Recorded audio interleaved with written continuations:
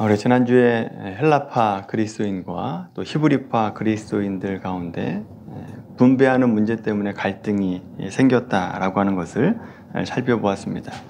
자, 이 문제를 해결하기 위해서 7 집사님들을 이제 선택을 하게 되는데 7 집사님의 이름을 보시면 다 헬라파 그리스도인이다라고 하는 것을 알게 됩니다. 자, 이 이름 가운데 우리에게 좀 익숙한 분들이 있죠. 빌립 집사님이나 스테반 집사님은 우리가 몇 번 들어봤던 분들입니다. 오늘 본문은 스테반 집사님에 관한 말씀입니다. 이 스테반 집사님, 이 스테반이라고 한 이름은 스테파누스라고 불리게 되고 그 이름의 뜻이 면류관이라고 하는 뜻입니다. 성경에 나와 있는 이 스테반 집사님의 묘사를 보면서 우리가 4가지 정도 스테반 집사님의 특징을 발견하게 되는데, 먼저 8절 말씀을 보시면 은혜와 권능이 충만했다라고 말씀하고 있습니다. 은혜와 권능이 충만했다. 이 비슷한 말을 우리가 많이 들어봤을 겁니다. 요한복음 1장 14절의 말씀 보시면 말씀이 육신이 되어 우리 가운데 거하심에 우리가 그 영광을 보니 독생자의 영광이요 은혜와 진리가 충만하더라 라고 하는 말씀이 나옵니다. 예수님을 가리켜서 은혜와 진리가 충만했다 라고 말하고 있는데, 이 스테반 집사님이 가진 특징이 그 예수님이 가진 특징과 아주 흡사하다라고 하는 것을 우리가 보게 되죠. 두 번째로 8절 후반부 말씀 보시면 큰 기사와 표적을 민간에 행했다라고 말하고 있습니다. 기사와 표적을 행했다라고 하는 것은 경건의 능력을 가지고 있었다라고 하는 것입니다. 예수님도 말씀의 권능뿐만 아니라 기적과 표적을 행하시면서 메시아 되심을 증거하셨는데, 이 스테반 집사님도 기적을 행하는, 표적을 행하는 능력이 있었다라고 하는 것을 보게 되죠. 이 역시 예수님과 유사한 특징입니다. 세 번째로 스테반 집사님의 특징은 순교하는 인생으로 마감했다라고 하는 것입니다. 죄가 없고 잘못이 없는데도 오해와 증오와 살해에 의해서 돌에 맞아 죽게 됩니다. 예수님의 남은 고난을 자신의 몸에 짊어지는 그런 인생을 살아갔다라고 하는 겁니다. 이 역시 예수님과 비슷하죠. 죄 없이 십자가에서 달려 죽으셨던 그 예수님의 모습과 비슷하다라고 하는 겁니다. 물론 고통의 질적인 측면에서는 다를 수밖에 없지만 그 고통의 양상에 있어서는 비슷하다라고 하는 것입니다.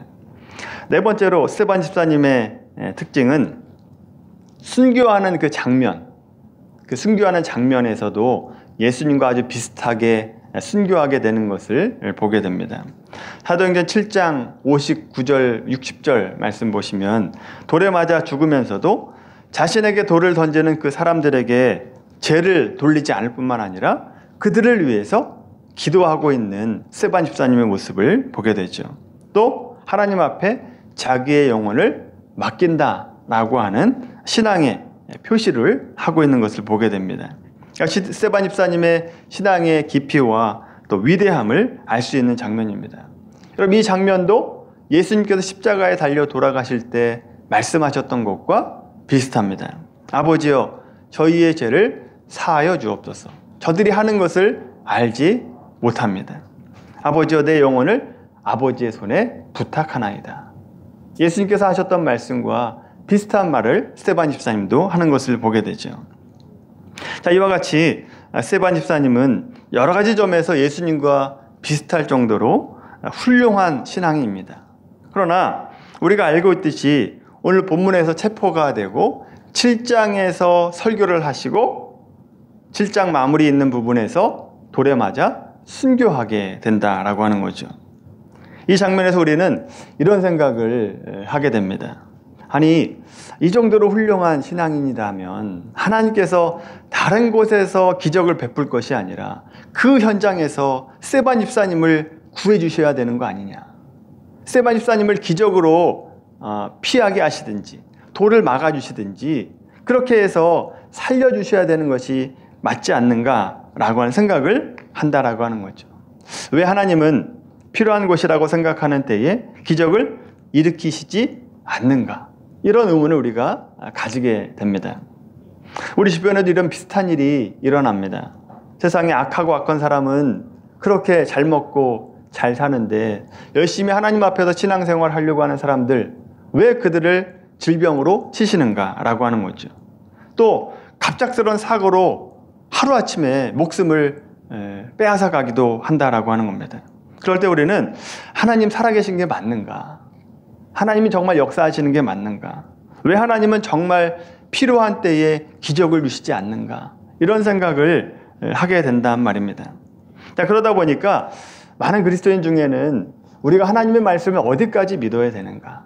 그리고 하나님의 일하심을 어디까지 기대해야 되는가? 혼동을 겪을 때가 있다라고 하는 거죠. 그래서 여러분, 우리가 이 기적의 문제에 대해서 잘 이해하고 넘어갈 필요가 있습니다. 먼저 기적에 대해서 어떻게 우리가 들어야 되는가? 마가복음 16장 말씀을 한번 찾아보겠습니다. 신약성경 84페이지 마가복음 16장 14절에서 18절까지 말씀입니다. 신약성경 85페이지 마가복음 16장 14절에서 18절까지 말씀 같이 읽겠습니다. 그 후에 11 제자가 음식 먹을 때에 예수께서 그들에게 나타나사 그들의 믿음 없는 것과 마음이 완악한 것을 꾸짖으시니 이는 자기가 살아난 것을 본 자들의 말을 믿지 아니함일러라. 또 이르시되 너희는 온 천하에 다니며 만민에게 복음을 전파하라. 믿고 세례를 받는 사람은 구원을 얻을 것이요 믿지 않는 사람은 정죄를 받으리라. 믿는 자에게는 이런 표적이 따르리니 곧 그들이 내 이름으로 귀신을 쫓아내며 새 방언을 말하며 뱀을 집어올리며 무슨 독을 마실지라도 해를 받지 아니하며 병든 사람에게 손을 얹은즉 나으리라 하시더라. 아멘. 여러분, 이 말씀은요, 예수님께서 제자들에게 그리고 예수님을 믿는 사람들에게 약속하신 말씀입니다. 여러분, 이 말씀 믿고 뱀을 집어 올릴 수 있겠습니까? 여러분, 병자에게 손을 얹어서 기도하면 낫습니까? 이 말씀을 어디까지 믿어야 됩니까, 우리가? 어디까지 믿고 어디까지 행해야 되냐라고 하는 거죠. 여러분, 이 문제를 풀기 위해서 먼저 마가복음 말씀 다시 한번 볼까요? 11장 말씀입니다. 마가복음 11장 22절. 마가복음 11장 22절 말씀부터 24절까지 말씀 같이 읽겠습니다.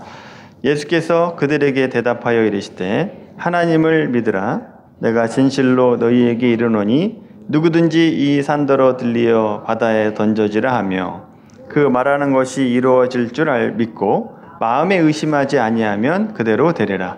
그러므로 내가 너희에게 말하노니 무엇이든지 기도하는 것은 받은 줄로 믿으라. 그리하면 너희에게 그대로 되리라. 아멘. 여러분, 우리는 이 말씀만 나오면 작아집니다.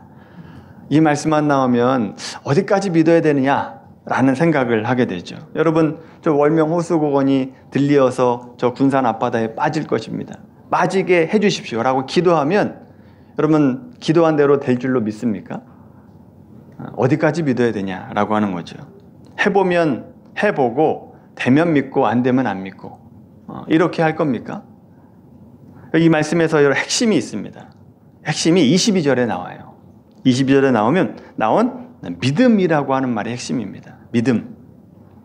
그래서 여러분, 말씀에서 우리에게 알려주는 것은요, 기도의 방법이나 기도의 결과에 있지 않고 이 기도를 하나님이 듣고 계신다라고 하는 겁니다. 그것을 믿는 것이다 라고 하는 거죠. 그래서 여러분, 기도라고 하는 것이 내가 요구하고 내가 바라는 것에 초점이 있는 것이 아니라 내가 기도하면 전능하신 하나님이 그 기도를 들으신다라고 하는 거다라고 하는 거죠. 그리고 그 결과를 하나님이 보실 때 가장 적당한 것으로 응답해 주신다라고 하는 거죠. 그래서 믿고 의심하지 않는다라고 하는 말은 이런 얘기입니다. 정말 내가 필요한 기도 제목이다라고 한다면 그렇게 기도했으면 하나님께서 그 기도를 들으시고 계시고 또 우리에게 가장 좋은 것으로 응답하신다라고 하는 것을 믿는 거다라고 하는 거죠. 만약 우리에게 가장 좋은 것이 저 월명 호수공원이 들리어서 바다에 빠지는 것이다 라고 한다면 들어주십니다. 우리에게 정말 유익한 것이다 라고 하면 들어주신다라고 하는 거죠. 그래서 여러분, 이 말씀은 이런 뜻입니다. 따라서 만일 나를 사랑하는 하나님께 기도했는데 그 기도가 이루어지지 않았다 라고 한다면 그 기도가 응답이 없는 것이 아니라 셋 중에 하나입니다. 첫째, 내가 기도한 그 기도 제목이 어리석거나, 두 번째로 다른 내가 기도한 것을 안 들어주시는 것이 아니라 그 기도를 안 들어주시는 것이 나에게 유익하기 때문에 안 들어주시는 것이다 라고 하는 거죠. 세 번째로, 아직 때가 되지 않아서 그 결과물을 내가 아직 손에 쥐지 않은 것입니다. 이 셋 중에 하나라고 하는 거죠. 따라서 우리가 기도했으면요, 어떤 마음을 가져야 됩니까? 마가복음 11장 24절 말씀 보십시오. 같이 한번 읽어볼까요? 시작. 그러므로 내가 너희에게 말하노니 무엇이든지 기도하고 구하는 것은 받은 줄로 믿으라. 아멘. 받은 줄로 믿으라가 그래서 나오는 겁니다. 이것이 마가복음 11장 22절에서 24절의 말씀의 진정한 내용입니다.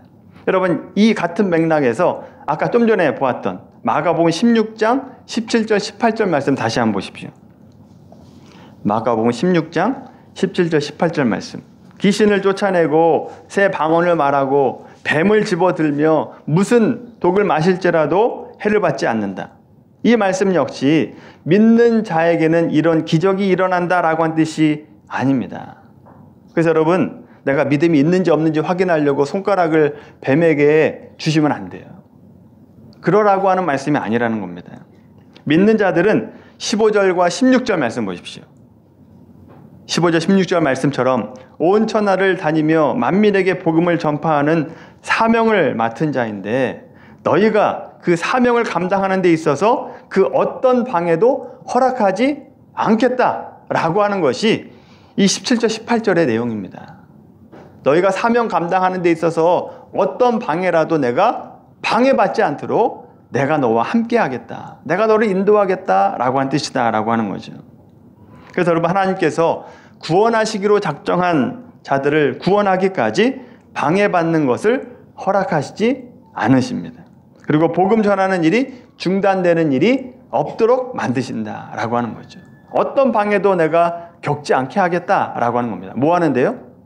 하나님의 사명 감당하는데 그런 방해가 없게 하겠다라고 하는 뜻이다라고 하는 거죠. 여러분, 이 관점을 가지고 오늘 스테반 집사님의 순교하실 때의 모습을 보십시오. 앞에서 살펴보았듯이 스테반 집사님은 예수님과 비교될 정도로 위대한 신앙인입니다. 그런데 안타깝게도 돌에 맞아 순교하게 되죠. 이 일이 우리가 볼 때는 어처구니 없는 일입니다만 앞에서 기적의 의미를 생각해 보시면 이 사건을 다시 해석할 수 있다라고 하는 거죠. 스테반 집사님은 순교를 당하는 장면에서 기적으로 살아나지 않고 죽게 된 것은 이런 의미가 있는 겁니다. 첫째는요, 스테반 집사님의 순교는 하나님의 무가심 속에서 하나님이 내버려 주셨기 때문에 죽은 것이 아니라 하나님이 그가 죽는 것을 보고 계셨고 하나님께서 허락하신 사건이다라고 하는 겁니다. 그러니까 죽는 것을 허락하셨다라고 하는 거죠. 무엇으로 알 수 있습니까? 스테반 집사님이 성령 충만했다라고 하는 그 말로도 우리가 알 수 있습니다만 사도행전 7장 56절 말씀 보시면 직접적인 언급이 나옵니다. 하나님이 무관심하지 않았다라고 하는 언급이 나와요. 스테반 집사님이 순교할 때 예수님이 하나님 보좌 우편에 서 계셨다라고 하는 거죠. 보고 계셨다라고 하는 것입니다. 따라서 스테반 집사님이 힘이 없어서 세상에 진 것이 아니라 하나님께서 그 길을 허락하셨기 때문에 순교하게 됐다라고 하는 거죠. 그 죽음을 하나님이 기뻐 받으셨다라고 하는 겁니다. 마치 예수님께서 십자가에 죽으실 때 하나님께서 기뻐하셨던 것처럼 스테반의 집사님을 죽음을 허락하셨고 기쁘게 받으셨다라고 하는 것이죠. 두 번째로 스테반 집사님의 죽음이 가진 의미는요, 이 순교로 많은 영혼을 구원하는 통로가 만들어지게 됩니다. 하나님께서 구원하기로 작정한 자를 구원하기까지 어떠한 방해도 허락하지 않는다라고 말씀드렸죠. 하나님은요, 바울이라고 하는 사람을 부르기 위해서 스데반 집사님을 죽이십니다. 순교하게 하셨다라고 하는 거죠. 그래서 여러분, 스데반 집사님의 순교로 등장하는 인물이 사도 바울입니다. 그리고 사도 바울이 위대한 복음 전도자가 되죠. 따지고 보면 사도행전은 누구 때문에 기록될 수 있었는가? 스데반 집사님 때문에 기록될 수 있었다라고 하는 겁니다. 그럼 스데반 집사님이 너무 억울한 거 아닙니까? 죽었는데 너무 억울한 거 아닙니까? 라는 생각을 할 수 있지만 여러분, 오래 사는 게 복이 아닙니다. 오래 사는 게 복이 아니고요, 창조주 하나님께 쓰임받는 것이 복입니다. 쓰임받는 게 복이라고요. 그래서 여러분, 스데반 집사님의 순교로 수많은 영혼을 구원하는 구원의 통로가 되는 복이 되는 인생이 되었다라고 하는 거죠. 세 번째로, 스데반 집사님의 순교로 복음이 직접적으로 확장이 됩니다. 스데반 집사님 죽음을 계기로 예루살렘에 더욱더 강한 핍박과 박해가 오게 됩니다.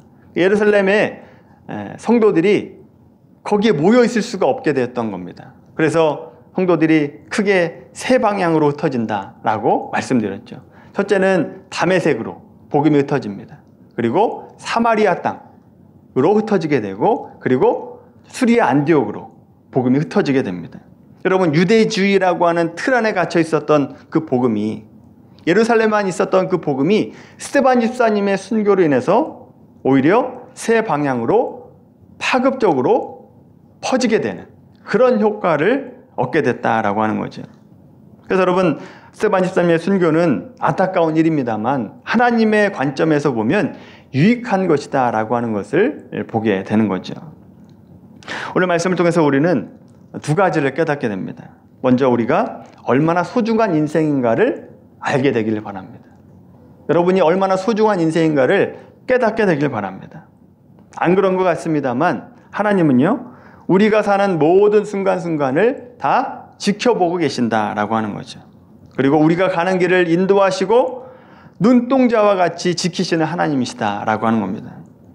하나님이 나를 버린 것 같고 내가 홀로 있는 것 같을지라도 하나님은 그렇지 않다라고 하는 거죠. 그런 마음이 드는 것은 사탄이 주는 마음입니다. 그렇지 않다라고 하는 거죠. 두 번째로 깨닫는 것은 하나님은 우리 기도에 반드시 응답하신다라고 하는 겁니다. 반드시 응답하십니다. 비록 내가 원하는 방법으로 응답하지 않을지라도 하나님의 방법으로 하나님의 때에 기도 응답하신다라고 하는 것이죠. 그렇다면 왜 하나님께서 우리를 소중하게 여기시고 우리 기도에 응답하십니까? 그 이유가 뭡니까? 왜요? 뭐 때문에 우리를 사랑하시고 우리 기도에 응답하시느냐? 왜냐하면 하나님 우리에게 사명을 맡겼기 때문이다 라고 하는 거죠. 영혼 구원하여 제자 삼는 사명을 맡겼기 때문에 그렇다라고 하는 거죠. 그래서 하나님께서 우리에게 맡겨준 영혼을 구원하시기까지 우리를 돌보시고 인도하시고 우리 기도에 응답하시는 겁니다. 뭐 할 때까지요? 우리에게 맡겨진 영혼을 구원할 때까지. 그때까지 우리를 데려가시지 않는다라고 하는 거죠. 무슨 뱀이나 독이나 우리를 방해할지라도 우리를 막을 길이 없습니다. 따라서 우리 뜻대로 일이 안 되고 우리 기도가 응답되지 않는 것 같을지라도 하나님께서는 이 일을 통해서라도 어떤 좋은 열매를 맺게 하실 것이다 라고 하는 기대와 소망을 가지셔야 됩니다. 심지어 오늘 본문의 스데반 집사님이 죽음으로 하나님이 데려가신다 할지라도 그 인생이 헛된 것이 아니라 그분이 인생길에서 그것이 가장 복된 길이다 라고 하는 것을 믿으시길 바랍니다. 여러분, 스데반 집사님이 인생을 보시면 그것을 증명하고 있지 않습니까? 순교 현장 그 단면만 딱 잘라서 보면 비참한 죽음입니다. 돌에 맞아 죽으니 얼마나 비참합니까? 근데 여러분, 긴 시간을 보고 더 길게 기독교 역사적으로 보시면 이 스데반 집사님의 삶이 얼마나 영광된 삶입니까? 상상할 수 없는 영적인 유익을 주는 죽음이었다라고 하는 거죠. 여러분, 성경에 나와 있지 않습니다만 성령 충만했고 또 은혜 충만했고 또 진리를 알았던 스데반 집사님은 자신이 죽는 것이 사명이다라고 하는 것을 어느 순간 알지 않았겠습니까? 오늘 본문에 보면 그 얼굴이 천사와 같았다 라고 되어 있는데, 아마도 천사의 얼굴이 됐던 이유가 하나님께서 나에게 죽음을 사명으로 주셨구나 라고 하는 것을 알았기 때문에 그 살벌한 현장에서도 천사 같은 얼굴을 할 수 있지 않았겠습니까? 그래서 여러분, 사명에 붙잡힌 자들은요, 죽음을 두려워하지 않습니다. 사도 바울도 한번 찾아볼까요? 빌립보서 1장 말씀.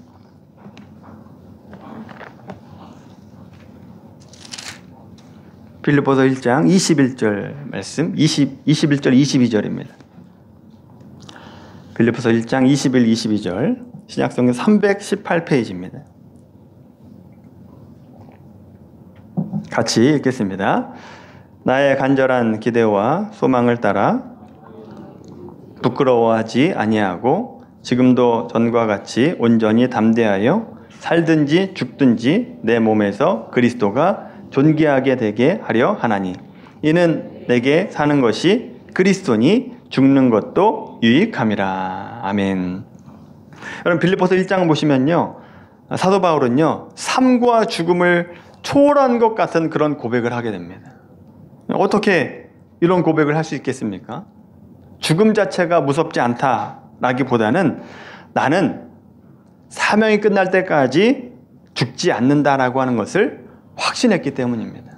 사명이 끝나야 죽는다라고 하는 것을 알았기 때문이다라고 하는 거죠. 23절, 24절 말씀 보세요. 23, 24절 같이 읽겠습니다. 시작. 내가 그 둘 사이에 끼었으니 차라리 세상을 떠나서 그리스도와 함께 있는 것이 훨씬 더 좋은 일이라. 그렇게 하고 싶으나 내가 육신으로 있는 것이 너희를 위하여 더 유익하리라. 아멘. 사도 바울이 뭐라고 고백합니까? 빨리 죽는 게 낫다는 겁니다. 사도 바울은 빨리 죽고 싶다는 거예요. 하지만 살아서 내가 감당해야 될 사명이 있기 때문에 내가 남아있겠다라고 하는 거죠. 어떻게 이런 고백을 할 수 있겠습니까? 자기 자신이 하나님의 손에 붙잡힌 바 된 존재, 소중한 존재라고 하는 것을 알았기 때문이고, 하나님의 사명 받은 자로서 하나님께서 가장 좋은 길로 나를 인도하실 것이다 라고 하는 믿음이 있었기 때문이다 라고 하는 거죠. 그런 차원에서 여러분, 우리에게 사명이 있지 않습니까? 사명이 있으면, 나에게 맡겨진 영혼이 있으면요, 우리는 죽지 않습니다. 하나님께서 데려가지 않아요. 반대로 우리의 사명이 끝나잖아요? 그러면 그때 하나님께서 데려가십니다. 그때는요, 미련 없이 가십시오. 내 사명이 끝났다라고 생각하면 미련 없이 가면 됩니다. 이 땅에 살 이유가 없다라고 하는 거죠. 여러분, 오늘 말씀을 통해서 우리가 분명한 하나님의 사명을 가진 자가 되기를 바랍니다. 사나 죽으나 예수님을 존귀하게 하는 자가 되길 바랍니다. 그렇게 사명에 붙들린 자는요, 살아도 복을 받고요, 죽어도 복을 받습니다. 살아도 은혜가 되고 죽어도 은혜가 된다고요. 살아서 영혼 구원하고요, 죽어서도 영혼을 구원하는 겁니다. 이게 얼마나 복된 인생입니까? 스테반 집사님 그런 인생을 살았다고요. 여러분, 우리 모두가 사명 붙들린 자의 삶을 살아가게 되길 바랍니다. 그래서 여러분, 사나 죽으나 여러분의 인생이 영혼을 구원하는 복된 인생이 되기를 예수님의 이름으로 간절히 축원합니다.